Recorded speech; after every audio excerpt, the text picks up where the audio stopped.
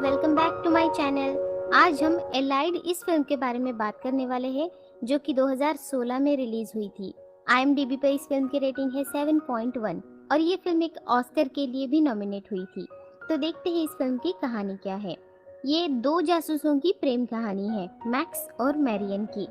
तो कहानी शुरू होती है 1942 से, मतलब वर्ल्ड वॉर 2 का दौर है ये।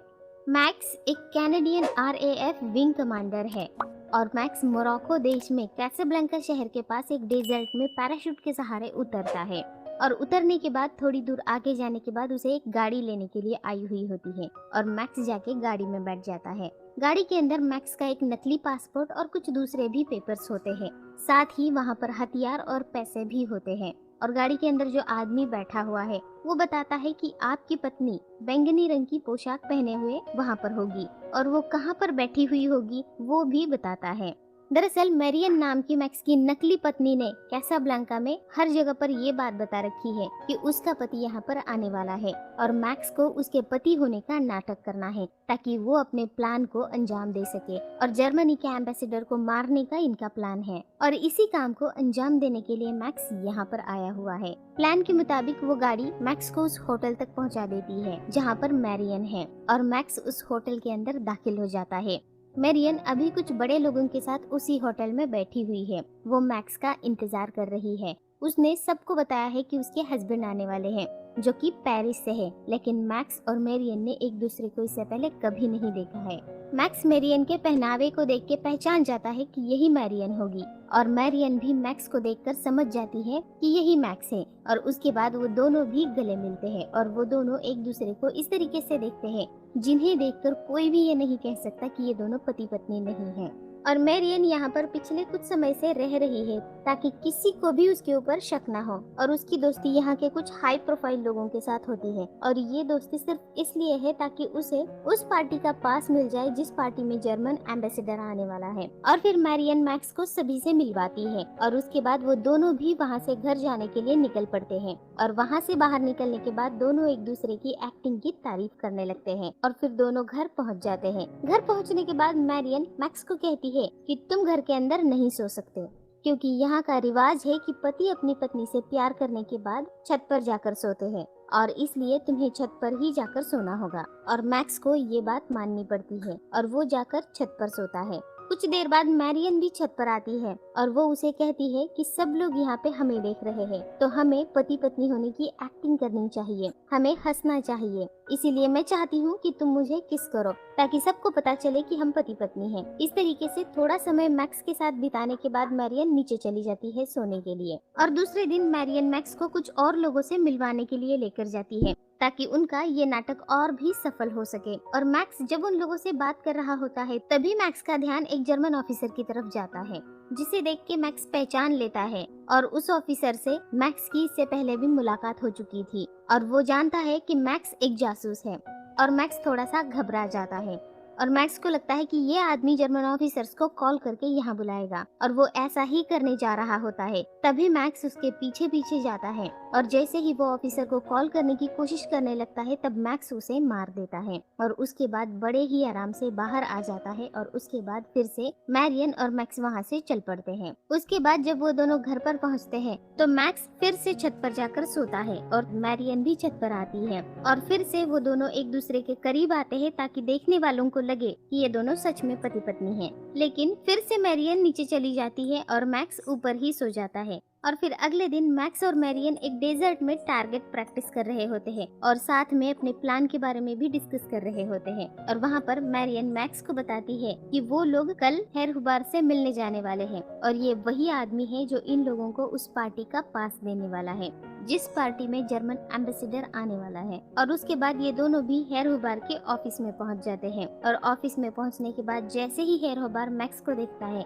वो इसे देखते ही मैरियन से कहता है कि मुझे नहीं लगता कि तुम्हारे पति इस पार्टी में आना चाहते हैं। और ये सुनते ही मैरियन कहती है कि इन्हें पोकर खेलने का बहुत शौक है, ये पोकर खेलने के लिए जाना चाहते थे लेकिन मैं जिद करके इन्हें पार्टी में ले आ रही हूँ। ये वर्ल्ड वॉर 2 का दौर है और हेर हुबार को हर किसी पे शक होता है। और उसके बाद हेर हुबार ताश के पत्ते निकालता है और मैक्स को कहता है मैं भी पोकर का बहुत शौकीन हूँ तो क्यों ना एक एक हाथ हो जाए। अगर आप जीत गए तो आपको इस पार्टी में आने की जरूरत नहीं, लेकिन अगर आप हार गए तो आपको अपनी पत्नी की बात माननी पड़ेगी और आपको इस पार्टी में आना पड़ेगा। और इसके बाद वो मैक्स को पत्ते बांटने को कहता है। और अब यहाँ पर टेंशन भरा माहौल बन जाता है, क्योंकि मैरियन ने तो बोल दिया है कि मैक्स को पोकर बहुत पसंद है, लेकिन मैरियन को ये नहीं पता कि मैक्स को पोकर खेलना आता भी है या नहीं।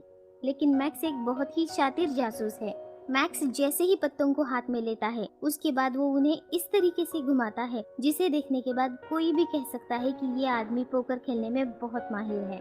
और उसके बाद मैक्स जानबूझ के ऐसे पत्तों को बांटता है ताकि वो हार जाए और वो उस पार्टी में आ सके। और ऐसा ही होता है, मैक्स हार जाता है और मैक्स के हारने के बाद वो जर्मन ऑफिसर खुश हो जाता है और वो उन्हें पार्टी के पासेस दे देता है। और अगले दिन इन्हें इस काम को अंजाम देना है और इनके पास सिर्फ आज का ही दिन है, इसीलिए वो दोनों बाहर घूमने के लिए जाते हैं एक डेजर्ट में। और वहाँ पर मैरियन मैक्स से कहती है कि मैं नहीं जानती कि कल के मिशन में हम जिंदा बचेंगे भी या नहीं, और इसीलिए आज मैं इस पल को पूरी तरह से जीना चाहती हूँ। दोनों नहीं जानते कि कल उनके साथ क्या होने वाला है। और दूसरे दिन प्लान के मुताबिक दोनों उस पार्टी में पहुँच जाते हैं और यहाँ पर सारी चीजें उनके प्लान के मुताबिक हो रही होती है। उन्हें बताया गया था कि टेबल के नीचे गन्स मिलेंगी। अब दोनों भी इस काम को अंजाम देने के लिए तैयार है और तभी वहाँ पर जर्मन एम्बेसडर आ जाता है और फिर अचानक से उस हॉल के बाहर एक बड़ा सा ब्लास्ट हो जाता है और सभी लोगों का ध्यान उस तरफ जाता है। और इसी बात का फायदा उठाते हुए मैरियन और मैक्स जर्मन एम्बेसडर पे हमला करते हैं और उसको गोलियों से भून देते हैं। लेकिन इसी के साथ उन पर भी हमला होना शुरू हो जाता है और इसके बाद ये दोनों भी वहाँ से भागने लगते हैं। और जब ये दोनों गाड़ी में बैठ के भाग रहे होते हैं, तब मैक्स मैरियन से कहता है कि मैं तुमसे शादी करना चाहता हूँ, क्या तुम मेरे साथ इंग्लैंड आओगी? और तब मैरियन हाँ कह देती है।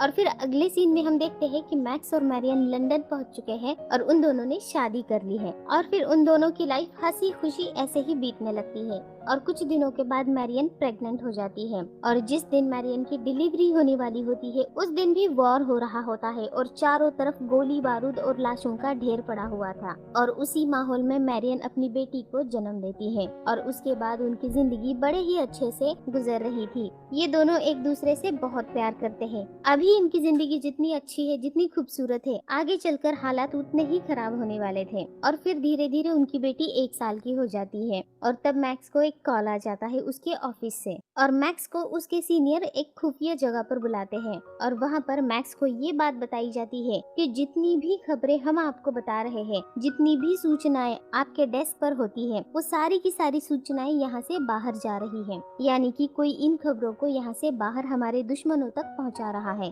और हमें आपकी बीवी पर शक है।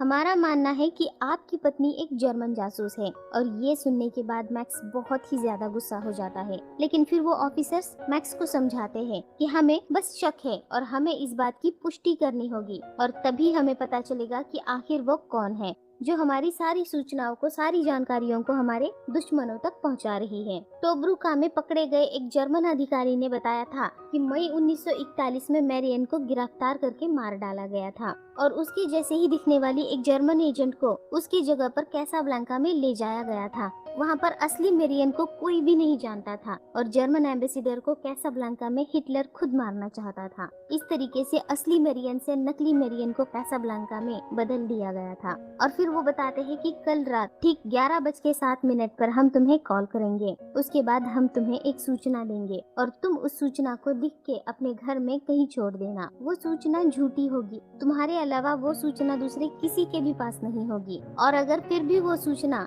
देश के बाहर चली जाती है तो हम समझ जाएंगे कि तुम्हारी वाइफ ही वो गद्दार है जो इन सारी खबरों को हमारे देश से बाहर पहुंचा रही है। और अगर सच में मैरियन एक जर्मन जासूस साबित हुई तो उसे 72 घंटों तक गिरफ्तार करके उसके हैंडलर की पहचान कराना होगा और बाद में तुम उसे अपने हाथों से मार डालोगे। और अगर मैरियन के साथ तुम भी शामिल हो ऐसा हमें पता चला तो तुम्हें भी राजद्रोह के लिए फांसी दी जाएगी। मैक्स को जांच करके मामले को अपने हाथ में लेने से भी मना किया गया था और मैक्स को ना चाहते हुए भी इन बातों को मानना पड़ा था, क्योंकि उसके पास दूसरा कोई भी रास्ता नहीं था। और ये सब सुनने के बाद मैक्स के लिए सारी चीजें बदल चुकी थी और अब वो घर चला जाता है और उस कॉल का इंतजार करने लगता है। उसके घर पहुंचने के बाद ठीक 11:07 पर वो कॉल आ जाता है और उसे वो सूचना मिल जाती है। उसके बाद वो सूचना को लिखने के बाद अपने टेबल पर ही छोड़ देता है और उस सूचना को लिखने के बाद से मैक्स और भी ज्यादा परेशान हो जाता है। और उसके बाद मैक्स सच्चाई का पता लगाने की कोशिश करने लगता है, क्योंकि वो भी एक जासूस है,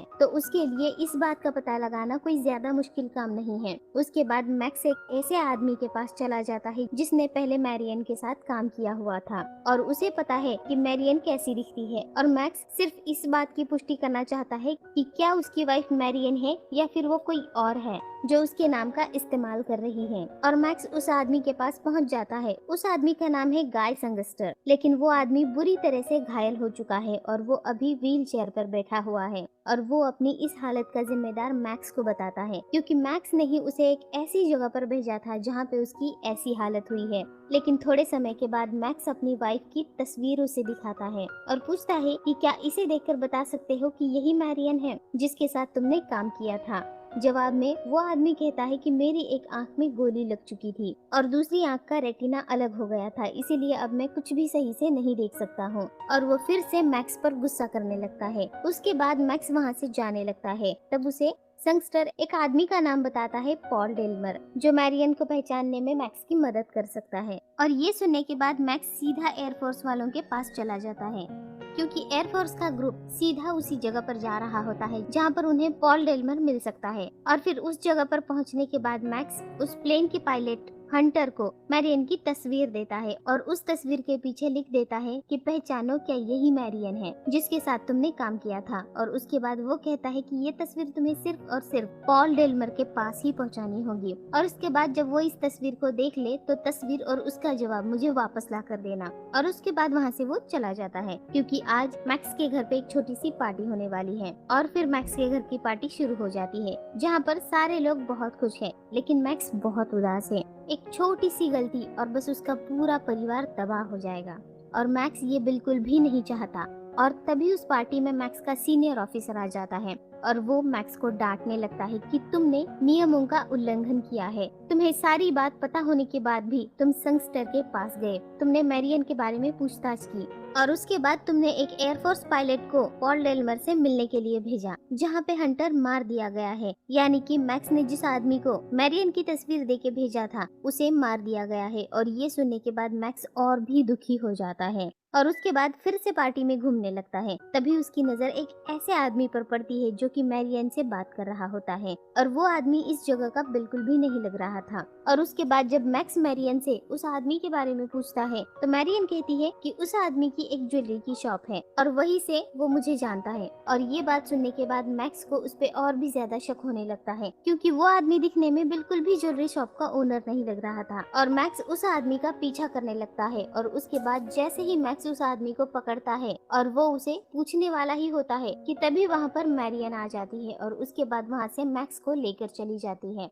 और तभी वहाँ पर हवाई हमला हो जाता है और अब मैक्स के पास सिर्फ एक ही रास्ता है सच्चाई जानने का, कि वो खुद पॉल डेल्मर से बात करने के लिए जाए। और मैक्स ऐसा ही करता है। वो एक प्लेन लेता है और अपने साथ कुछ लोगों को लेता है और उस जगह के लिए निकल पड़ता है। लेकिन इस समय हर जगह पर लड़ाई का माहौल है, क्योंकि ये समय वर्ल्ड वॉर 2 का है। लेकिन फिर भी मैक्स इस खतरे से नहीं डरता, क्योंकि उसे अपने परिवार को बचाना है। और थोड़े समय के बाद मैक्स उस जगह पर पहुंच जाता है। तब मैक्स को पता चलता है कि उस आदमी को पुलिस वालों ने जेल में बंद करके रखा है, क्योंकि वो एक नशेड़ी है और उसने नशे की हालत में बहुत सारे गंदे काम किए हैं। और उसके बाद मैक्स उस पुलिस स्टेशन में पहुंच जाता है और उसके बाद वहाँ के पुलिस ऑफिसर पे गन तान देता है और अपने आदमियों को कहता है कि तुम इसको ऐसे ही रोक के रखो, तब तक मैं पॉल डेल्मर से बात करता हूँ। और उसके बाद वो पॉल डेल्मर से बात करने लगता है, लेकिन वो इतने नशे में होता है कि कुछ भी वो पहचान नहीं पाता है। पहले वो तस्वीर देखकर कहता है कि हाँ, यही मैरियन है, उसके बाद मैक्स उससे पूछता है कि वो कैसी दिखती है, उसकी आंखें कैसी है। तब वो आदमी कहता है कि उसकी आंखें भूरी है। तब मैक्स कहता है कि बेवकूफ, इसकी आंखें नीली है। उसके बाद मैक्स समझ जाता है कि ये आदमी बिल्कुल भी होश में नहीं है और ये इस तस्वीर को नहीं पहचान पा रहा है। इसीलिए वो उससे मैरियन के बारे में पूछने लगता है कि मैरियन के बारे में तुम क्या जानते हो, जो कुछ भी जानते हो मुझे सब कुछ बताओ। और तभी उस पुलिस स्टेशन के पास ऑफिसर्स आ जाते हैं जो कि पेट्रोलिंग पे घूम रहे थे। और तभी वो आदमी मैरियन के बारे में बात करते करते ये कहता है कि मैरियन बहुत अच्छा पियानो बजाती है। तब मैक्स पूछता है कि कैसा पियानो। तब वो आदमी बताता है कि मैरियन ने एक बार एक कैफे के अंदर फ्रांस का नेशनल एंथम बजाया था और वो उस नेशनल एंथम को बड़े ही प्यार से बजाती है। और ये इन्फॉर्मेशन मैक्स के लिए काफी थी इस बात की पुष्टि करने के लिए कि क्या उसकी वाइफ मैरियन है या कोई और है। लेकिन तभी उस पुलिस स्टेशन पर पेट्रोलिंग वाले पुलिस ऑफिसर्स आ जाते हैं और उसके बाद वो दरवाजे के पास खड़े होकर यहाँ के ऑफिसर से सिगरेट मांगते हैं। और जैसे ही यहाँ का इंचार्ज उन्हें सिगरेट देने जाता है वो अपनी भाषा में उसे बताता है कि यहाँ पर कुछ लोग घुस आए हैं और वो सारे लोग इन लोगों पर हमला कर देते हैं। उसके बाद यहाँ पर बहुत सारी गोलियां चलने लगती हैं और मैक्स उन लोगों को मारता है। और उसके बाद मैक्स अपने घर आ जाता है और मैरियन को कहता है कि मैं तुम्हें कहीं ले जाना चाहता हूँ, मेरे साथ चलो। और उसके बाद वो मैरियन को लेकर एक कैफे में आ जाता है जहाँ पे एक पियानो होता है और वो मैरियन को कहता है कि मैं चाहता हूँ कि तुम इस पियानो को बजाओ, और वो भी फ्रांस का नेशनल एंथम जो तुमने जर्मन्स के लिए बजाया था। और ये सब सुनने के बाद मैरियन को पता चल जाता है कि मैक्स को सारी बातें पता चल गई है। तब मैरियन मैक्स को सारी सच्चाई बताती है कि वो मैरियन नहीं है। मैरियन एक बहुत ही बहादुर औरत थी और इसे लगा कि जर्मन्स इसे कभी नहीं ढूंढ पाएंगे, लेकिन उन्होंने इसे ढूंढ लिया। और इसके बाद इसे धमकी दी कि अगर इसने उन लोगों का काम नहीं किया तो वो इसकी बच्ची को मार देंगे। इनके पड़ोस में एक औरत रहती है जो इनके बच्चे का ख्याल रखती है जब भी ये लोग घर के बाहर जाते हैं तब, और वो औरत उन लोगों से मिली हुई है। अगर ये उनका कहना नहीं मानती तो वो कब का इनकी बच्ची को मार चुके होते। और ये बात बताने के बाद मैरियन रो पड़ती है। तब मैक्स कहता है कि क्या तुमने वो सूचना भेज दी जो मैंने टेबल पर लिख के रखी हुई थी। और मैरियन हाँ कहती है। और ये सुनते ही मैक्स बहुत ही परेशान हो जाता है और कहता है कि तुमने वो मैसेज भेज दिया, अब तक उन्हें पता चल गया होगा कि तुम ही वो खबरी हो। तब मैरियन कहती है कि मुझे तुमसे कासाब्लांका में ही प्यार हो गया था और मैं तुम्हारे साथ हंसी खुशी अपनी जिंदगी बिताना चाहती थी, लेकिन उन लोगों ने हमारे बच्चे को मारने की धमकी दी थी। लेकिन फिर भी मैं तुम्हें धोखा नहीं देना चाहती थी, लेकिन मुझे ये करना पड़ा। और मैक्स इस बात को समझता है और कहता है हमें यहाँ से निकलना पड़ेगा। और उसके बाद मैक्स उस औरत के घर जाता है जो इनके पड़ोस में रहती थी, इनके बेटी की देखभाल किया करती थी। मैक्स सबसे पहले उस औरत को मारता है और उसके बाद ये उस आदमी को मारता है जो उस दिन पार्टी में आया था, जो अपने आप को ज्वेलरी शॉप का ओनर बता रहा था। और उसके बाद वो मैरियन और अपनी बेटी को लेकर एयरफोर्स बेस पहुंच जाता है, जहां पर वो किसी प्लेन से मैरियन को लेकर यहां से बाहर जाना चाहता था। और मैक्स यहाँ पर एक प्लेन को स्टार्ट करने की कोशिश करता है और मैरियन अपनी बेटी के साथ अभी भी गाड़ी में ही बैठी हुई थी। मैक्स के सीनियर को इस बात का पता चलता है कि मैक्स की वाइफ एक खबरी है और इस कैंप में पहुंच चुकी है। और मैक्स का सीनियर भी एयरफोर्स बेस में पहुंच जाता है और मैक्स से कहता है कि मैं तुम्हें और तुम्हारी वाइफ दोनों को गिरफ्तार करना चाहता हूँ क्योंकि तुम लोगों ने हमारे देश के साथ गद्दारी की है। मैक्स उसे समझाने की बहुत कोशिश करता है कि उसकी वाइफ को ब्लैकमेल किया जा रहा था और जितने भी लोग उसे ब्लैकमेल कर रहे थे मैक्स ने उन सबको मार दिया है। लेकिन वो ऑफिसर मैक्स की कोई बात नहीं सुनता और कहता है कि तुम्हारे लिए अच्छा होगा कि तुम अपने आप को सरेंडर कर दो। और इन दोनों की ये सारी बातें मैरियन गाड़ी के अंदर बैठकर सुन रही थी। उसके बाद धीरे से मैरियन अपनी बेटी को कार की सीट पे सुला देती है और वो कार से बाहर आकर अपने आप को गोली मार लेती है, क्योंकि मैरियन जानती थी कि यही एक रास्ता था जिससे उसका परिवार बच सकता है, जिससे मैक्स और उसकी बेटी बच सकती थी और वो अपनी जिंदगी अच्छे से जी सकते थे। और मैरियन ने उन दोनों को सलामत रखने के लिए अपने आप को गोली मार ली है। और मैरियन को ऐसे मरते हुए देखने के बाद मैक्स पूरी तरह से टूट जाता है और तभी वहाँ पे पूरी पुलिस फोर्स आ जाती है। उसके बाद मैक्स का सीनियर पूरे फोर्स को बताता है कि जैसे ही मैक्स को पता चला कि उसकी वाइफ गद्दार है, मैक्स ने अपने हाथों से इसको गोली मार दी है। और सब लोग रिपोर्ट में यही लिखेंगे कि मैक्स ने दुश्मन जासूस को अपने हाथों से गोली मारी है। और बाद में हम देखते हैं कि उसकी बेटी अब बड़ी हो गई है और मैक्स उसके साथ बहुत खुश है। और इस फिल्म की कहानी यहीं पर खत्म हो जाती है। तो आपको इस फिल्म की कहानी कैसी लगी कमेंट करके जरूर बताइए। वीडियो को लाइक करिए, चैनल को सब्सक्राइब करिए और अपने दोस्तों के साथ शेयर भी करिए। And finally thanks for watching. Bye bye.